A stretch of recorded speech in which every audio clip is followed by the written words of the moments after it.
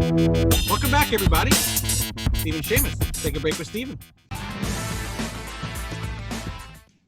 Welcome, Alex. How you doing? Wonderful. It's a beautiful day here in New York. For now. For now. It's hotter. It's true. I know. And then all of a sudden, just like pouring. The skies Yes. just open up. It's unbelievable. All right. So we have a good show today. Yeah. What topics we got, Alex? We're going to dive into Aliens and Predator. The deadliest creatures in the universe will meet their match. Each other. Because there's a little mix-up in that world. My new favorite show in the last year, Doom Patrol. We're going to talk a little Doom Patrol. If you want to understand what I've done, I needed to find a way to outlive my daughter. So I began my experiments in search of mortality. I'd make some adjustments to people. Absolutely. Absolutely. All right, Alex, if you're, without further ado, let's roll right into it, my friend. Let's go. Aliens. Big news, and Predator. Huh? Yes. Yeah, big news. It is interesting, you know, a property from 1988 and 1989 still has relevance today. You keep seeing some reboots on the films. You keep seeing them turn up in different comic iterations over the years. And it is interesting that Marvel made that move, considering that Marvel has thousands of IP characters at its disposal. To go out and get two characters that are not part of the MCU. Do you have any thoughts or feelings on that, Alex, or why they would go and do that? Mostly, I think it's because they acquired Fox. I mean, Disney, the last couple of years have been just like eating up properties. Disney bought Marvel, Disney bought Star Wars, Disney bought into Fox. So they're just buying up IPs. And, you know, as a Fox property, this is one of their big ones. Right.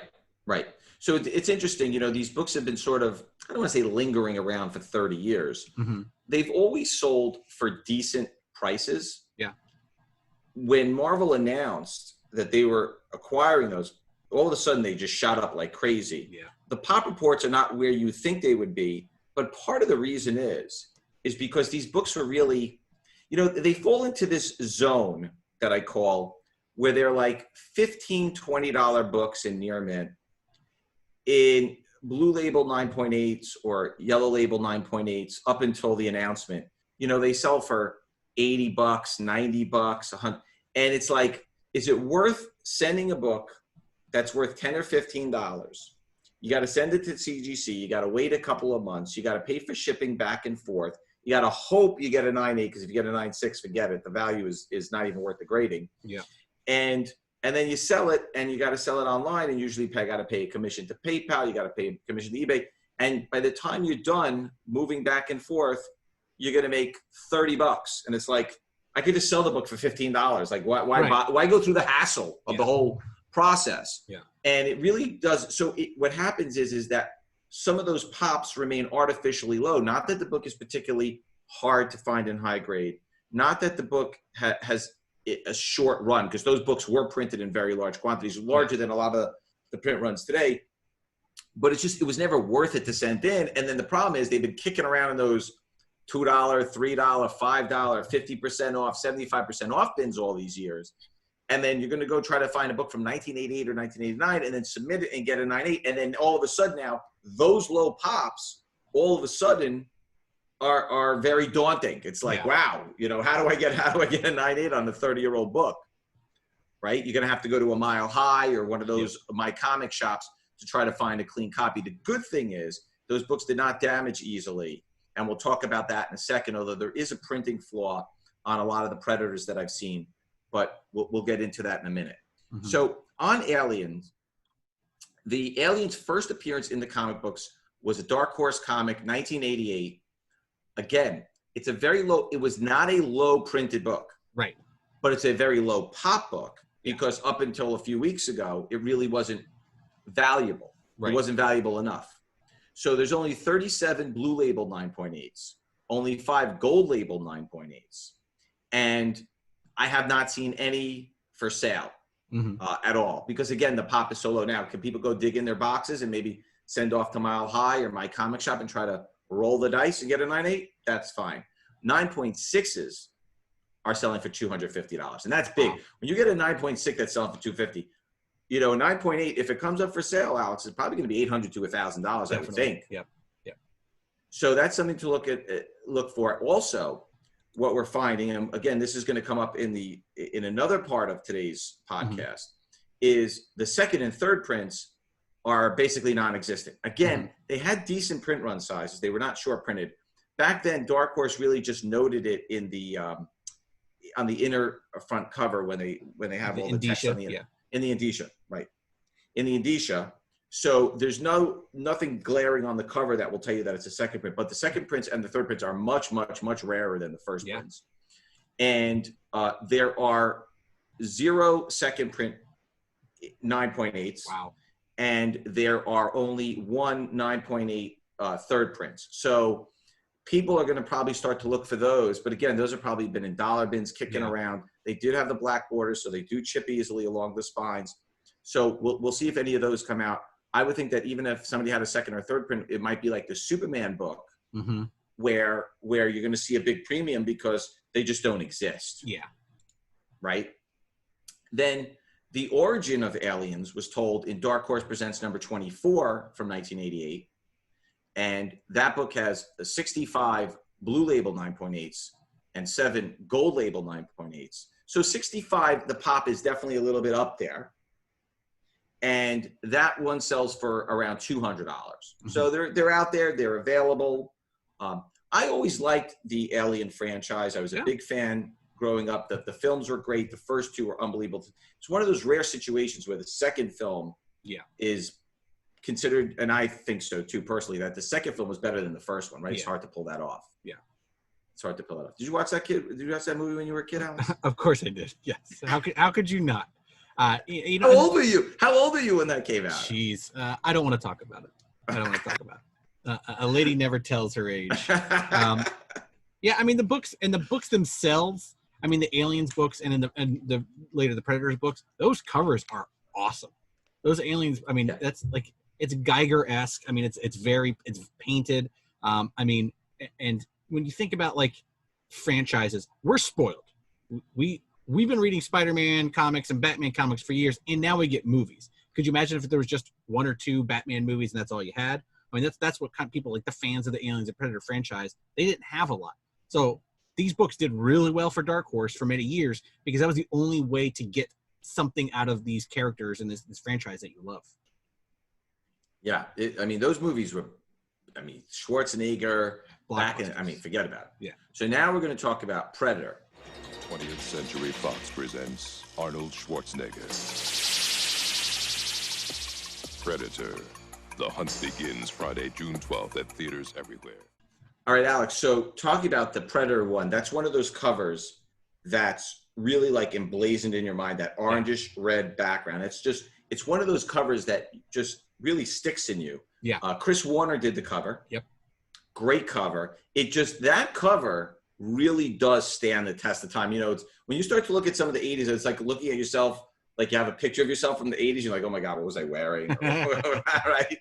Oh my God, I can't believe my hair looked like that. Yeah. It's one of those covers. Look, when you think about 32 years for that art to hold up the way it has, and become that iconic image of the Predator, it's done very, very well.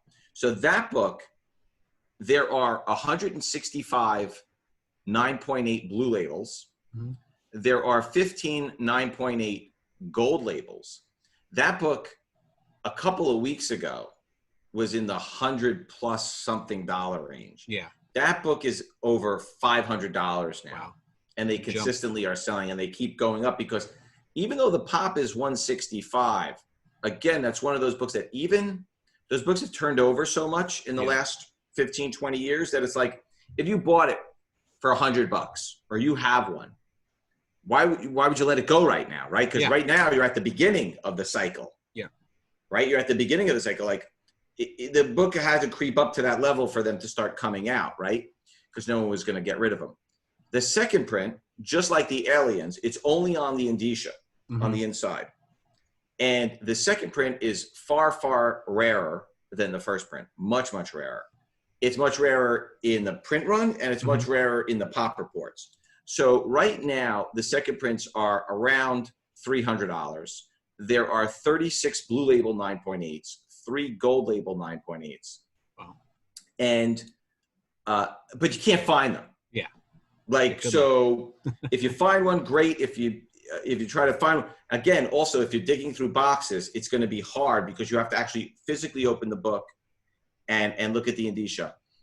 The first prints some of them do have a printing flaw on it that I've seen, and that will take the grade down. So you have to look for that printing flaw on the cover. There was some ink, looked like there was some ink smudging on it. Right. So, but again, it's 30 years old. So when you're looking for those books, even if you're just looking to buy a first print, you should make sure that when you open the indicia that you're not getting a second print on the Predator or the second or third print on the Aliens. And I'm sure a lot of people that were buying the book off the newsstand or in their shop weren't paying attention. Second prints and third print, it was just the book. That was the book. Oh, I'm going to pick this book up. So a lot of times, especially when we used to get collections in, people would, think they had some money on some books. Oh, I got a first print here. So, nah, it's a second or third print, especially in these older books. It's weird that this Predator comic, it makes sense for it to be worth some money. But when you also think about it as Predator 1 came out, this book came out, and then Predator 2 came out, and the story is pretty much the same story as the comic book. I think it's the first time you've seen, like, maybe somebody took, read the comic and then wrote the screenplay, because it is predators come to a city, a detective has to fight them, yada yada yada. That's what the comic was about, and that's what they made in the movie. Back in the day, they did do a lot of comic adaptations. Yeah. But around that time, when they were doing second and third prints, they were only putting it in the indicia. They did it with Dark Knight. Yeah. If you remember, you had to look in the indicia. Yeah. And remember, the Dark Knight had that hard cardstock cover that had the indentation on the spine. So if you opened the book to look at it and you opened it too much and you creased that spine, you finished the value. Yeah. That was very tricky back then. You had to like sort of flip the book this way to the right to kind of like look inside. You know what I'm talking about? So it wasn't really until DC started putting the Roman numerals on the cover, I think, that you were easily identifiable. And then of course the marketing gurus got smart years ago and was like, hey, why don't we just make a new cover? And then basically it's a new book for collectors, right? Cover, different colored logos, different color variants. I remember when Marvel was doing the director's cuts where it would do the fade black and white, fade black and white. Everyone's very, very clever. That's very, very cool. Okay, so I think we've covered Aliens versus Predator. What do we got next, Alex? My new favorite show of the last couple of years, it's phenomenal. It's the Doom Patrol. It is a great show. I'm lucky because I have a subscription to HBO through my cable company. So they give you HBO Max. Yeah. Because it's the only way you can watch it. Yeah. And I got hooked right away. I binged the first season because I was behind. Yep. I have to watch a new episode. Yep. Which I'm very excited for. And it does give you a little bit of anticipation each week. Yeah. Try to watch the show. It's great. Yeah. It's great. It's a fun show to binge, but I'm digging that I have to wait a week for each episode. That's true. Yeah. That's true. It was good that I was able to zip through the first season pretty good. And in the truest sense of an ensemble cast, there really is no lead character. I've watched all the episodes, and you're getting a sense that they're not afraid to sort of mix it up a little bit, focus on different characters. They'll focus on a cockroach. Yeah. They'll focus on a rat. Spoiler alert. They'll focus on a rat. Yeah. They'll focus on Mr. Nobody. They'll give you an episode of Crazy Jane. They give you a Robot Man. They give you Cyborg.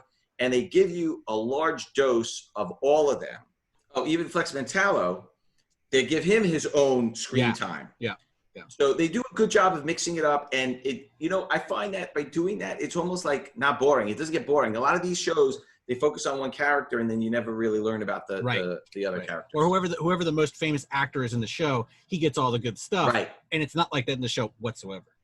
Right. So they don't focus on only Brendan Fraser. They do focus on Crazy Jane and some of the other characters too. So it's a lot of fun.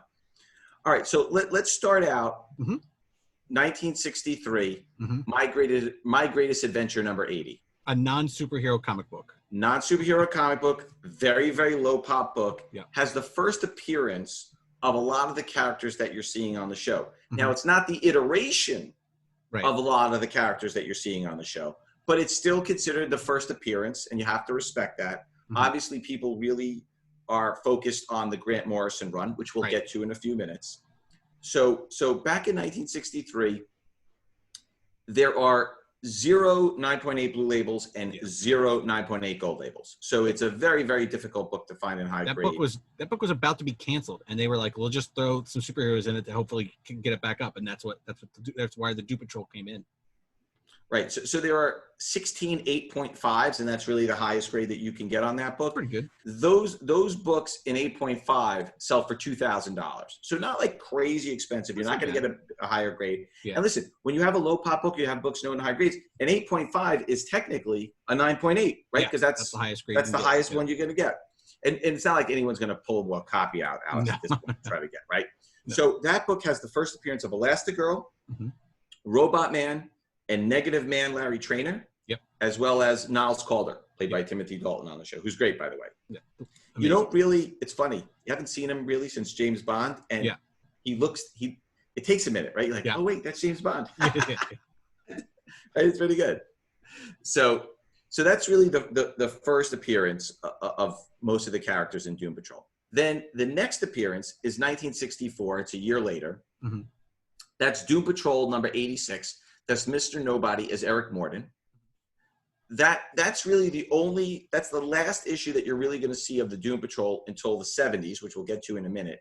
There's only 107 total pop in all grades of that particular book. So that book is just very, very difficult to find. It wasn't a highly printed book. It wasn't a highly collectible book. And again, it's only got one minor character in there. A 5.5 will sell for $200. So that's not a book that everyone's really after. We're sort of giving you the information because we want to give you all the facts, but it's not something that I think people are going to be chasing. Correct. All right, Alice, and that takes us to 1977, where you have Showcase number 94. That is the origin and first appearance of the new Doom Patrol, but really just Robot Man. Right, from the TV show, From the TV show. So that, again, brings you closer to the iteration that you're seeing today, closer to the Grant Morrison series. But it's still recognized as an important book. Yeah. And there are only 3 9.8 blue labels. Wow. There are 0 9.8 gold labels, right? So you're not going to find one for sale. There are 21 9.6 blue labels. So that book in 9.6 will set you back about $900. Not crazy, not terrible. Still a nice Robot Man pickup. Yeah. If you want to call there's a lead character, I guess you could argue that it's Robot Man. Although I will tell you from watching what I've watched so far, I think everybody's a lead character. I think everybody plays an integral role. It's interesting. It's one of those ensemble casts where it wasn't like they just threw a bunch of people together. Right. Not only do they play an integral role individually, but collectively, the way they work together, it's like the A-Team, right? Yeah, exactly. It's like Mr. T and George Papard with the cigar. Right. That's what it almost feels like, right? They came together for a reason, not just, let's throw 5 people together and whatever and see what happens. Right. So they really work together. Okay. Then the next book that's important, less of a Doom Patrol book, more of a Cyborg book, because we've seen him in the Justice League as well. Right. Victor Stone. The first Cyborg appearance is from 1980, a higher print book, of course. It's DC Comics Presents number 26. There are 423 blue labels, 67 gold labels. There's actually, in 9.8, there's actually 2 9.9 blue labels. Wow. Yeah, I know. I've never seen one of those. And that book in 9.8 sells for $700. It's the first appearance of Cyborg. That's a character that DC's using a lot. And if that character gets its own solo film, I think $700 is cheap. Now, maybe because the pop is 423, but even still 423 by today's standards is not a high pop. No. I mean, and DC's definitely using him a lot. When you have a character that's in major motion pictures and they're okaying to use him in the TV shows, I mean, that's a big deal. I definitely think that's worth a pickup. Yeah, absolutely. Not a bad price for that book. This book seems like a good buy, that's right? That's what eBay credits for. Yes. Yeah, that's true. I'm not as addicted as you are. Yeah, I can't talk about it. Okay, now we're going to get to the juicy stuff. Yes. Right? Now we're talking about the Grant Morrison one. Yes. So now we're in 1989. Not a bad year. You were probably alive. You were alive. I was small. I was a teenager. Grant Morrison was all the rage. I remember we used to have him at shows and he would have line for hours. People would line up there. It was crazy. And so Doom Patrol number 19, 1989, first appearance of Crazy Jane. She's awesome. Yeah. She's awesome. Runaway. Yeah, great, definitely. Great character. Yes. So that's the first Grant Morrison book. Mm-hmm. It came out in 1989. There are 56 Blue Label 9.8s, 3 Gold Label 9.8s. I wonder if those are Grant signed books. Probably. And that book is $150 to $200, which seems like a steal. Yeah, it's not bad at all. Seems like a steal. She's a major character on the show. And by the way, it's not easy playing all those different personalities. Right. It reminds me of Tatiana Maslany in Orphan Black. It's, when you think about all the different personalities where you have to change your hair, change your mannerisms, that's not an easy role to play. No. She pulls it off. She's pretty good. She's pretty good. Okay, so that's sort of the first important book as part of the Grant Morrison run. The next one is Doom Patrol number 26, which also came out in 1989. That's the first Mr. Nobody. Now, nobody was thinking of sending in that book. No. So that book is only got 1 Blue Label and 2 Yellow Label 9.8s. You can't really find them. I don't know what you'd expect to pay for them. The books raw are only a few dollars. Yeah. So if you saw one, I've seen them for $100 or whatever, but who knows, right? I mean, how much will it be if somebody pulls a 9.8 out? I don't know what kind of condition they're in the raw form or how hard they are to find. So that's a book that I would probably go to your local retailer or maybe Mile High or one of the other My Comic Shop and maybe buy some raw copies and see if you could send it and get a 9.8 because there are basically none. Yeah.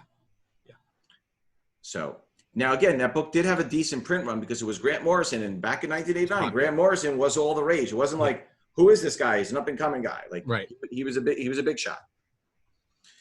So then the next book as part of the Morrison run came out in 1990, Doom Patrol number 35, in a cameo.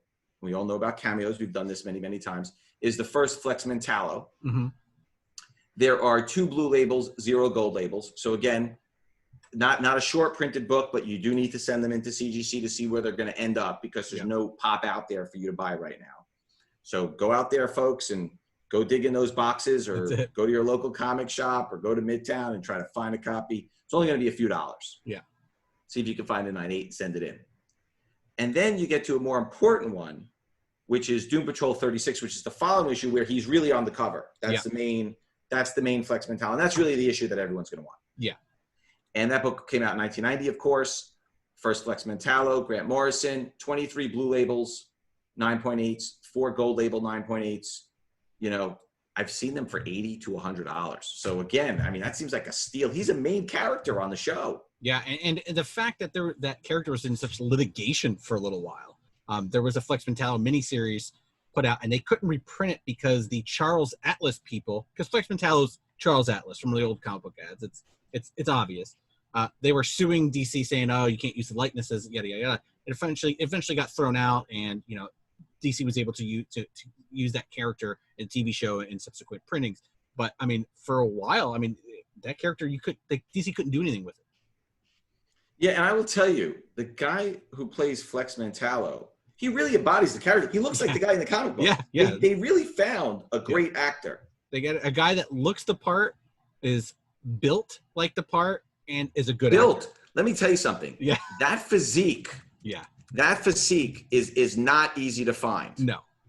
It's bodybuilder, but not over the top. Absolutely. So Devin Chandler is the actor Devin Chandler Long is the actor who plays him. I don't remember what he was in before Doom Patrol. I don't remember seeing him, but I will tell you, they hit a home run with that one because, when you're putting somebody behind a robot costume, you're looking for a voice and certain elements to it. Alan Tudyk is fantastic on the show. Of course, yeah. But to be basically bare-chested and bare-legged on the show and have to walk around like that, like you can't have like 1% body fat on you, right? Yeah. And you have to have that sort of wide, body. Yeah. Like that professional bodybuilder. Anyway, so he was really great. And I think that takes care of our Doom Patrol for today. That's it. All right, Alex, drum roll. Is it my turn? It's your turn. What's your pick of the week?